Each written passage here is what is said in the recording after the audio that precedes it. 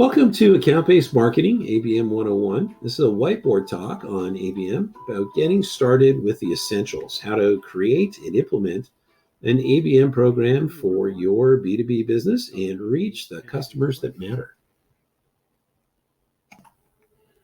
As an outline, we're going to cover the 7 essential steps in ABM. First one is account selection, picking the right accounts. Company insight, learning about those accounts in some depth. People insight, learning about the people at that company, their roles and the challenges. Then content and messaging, number 4. Number 5, customer outreach. 6, the customer journey. And 7, which is foundational to ABM, measurement and ROI. What is ABM, account-based marketing? It's a strategic process for B2B revenue growth. It's about getting the right message to the right people and the right accounts at the right time. And it's a unified team approach to revenue. It includes sales, marketing, operations, business development, finance, and it delivers a superior customer experience. With ABM 1, step 1, account selection, we want to identify the high-value prospects for our business. Who's really going to move the needle on the business and help us grow? We want to create an ideal customer profile for our products and services and determine which customers are most likely to deliver revenue for us. What are the top 5 characteristics of our ideal customer? How do we create our ideal customer profile for ABM? What function does our business perform? What products or services do we offer? Who do we perform this for? And how does our business go about fulfilling the function? Why does our business exist? Get introspective about the business and your customers. There's a few things you want to include in your ICP. Identify the customers that matter most. Who's going to drive that business growth? Who would you want to, if you were going to do a press release and say that you'd landed certain customers? Who would they be? And consider revenue size, number of employees, private versus public companies, geographic proximity, number of things you all want to think about in terms of what you're spending, who you're attracting, who you're bringing in as your customers.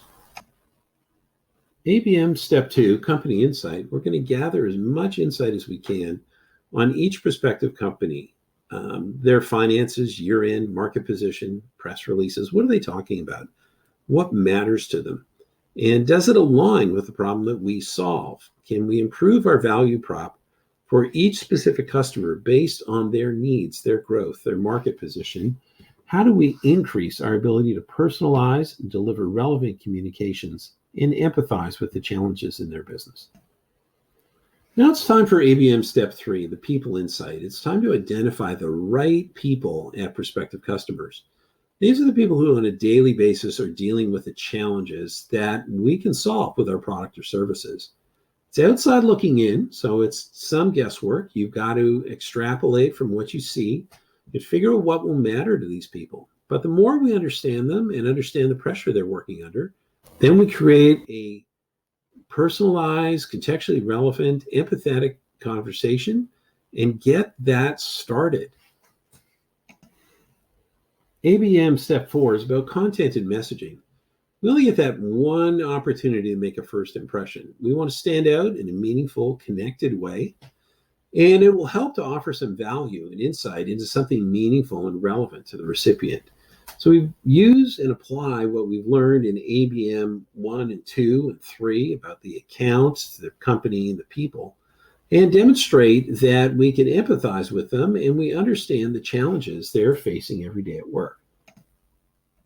In ABM 5, this is customer outreach. This is the part we're really eager to get to. ABM 5, the outreach is informed by the advanced work that we've done leading up to this. It helps us create an initial conversation that leads to an enduring connection.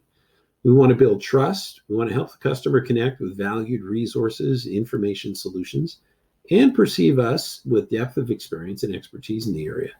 We don't open or talk about our product or service. We want to be relevant to the customer's day-to-day business challenges and add value related to that problem we know we can solve. ABM Step 6, the customer journey. This reflects on modern, complex consultative sales, 7 to 15 touches. We've got to create some thoughtful, curated elements that add value for the customer. Webinars, ebooks, invites, to meetings with industry experts. We want that contextually relevant content for each business and contact. We want it to be specific, personalized, and relevant. So we're going to have to be where and how our customers get information to be current, topical, helpful to them. ABM 7 is about measurement and ROI. It's a continual improvement commitment as part of the strategic process in ABM. It's foundational to ABM. It lets us continually improve. And empirically, we can understand what works, what doesn't, and we can repeat what does. We can hone and refine it.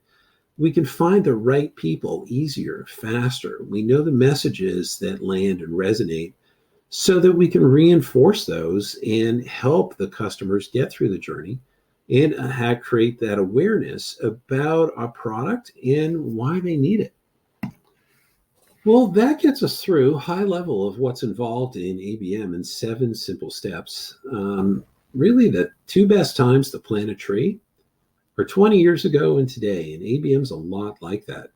We need to start, or we're going to be at a competitive disadvantage because this is gaining momentum in the industry. And if you're not applying ABM principles, your competitors are, you will fall behind. Advice is do a crawl, walk, run, do as much as we can to adopt ABM as soon as we can. And getting started today and roughing something out is better than perfection in 9 months. So there is help available. Check out www.idov.com for templates, process, staffing is needed, coaching, and more. And thank you for your time. We hope you enjoyed the class. And if you've got feedback, we'd love to hear from you. Thank you.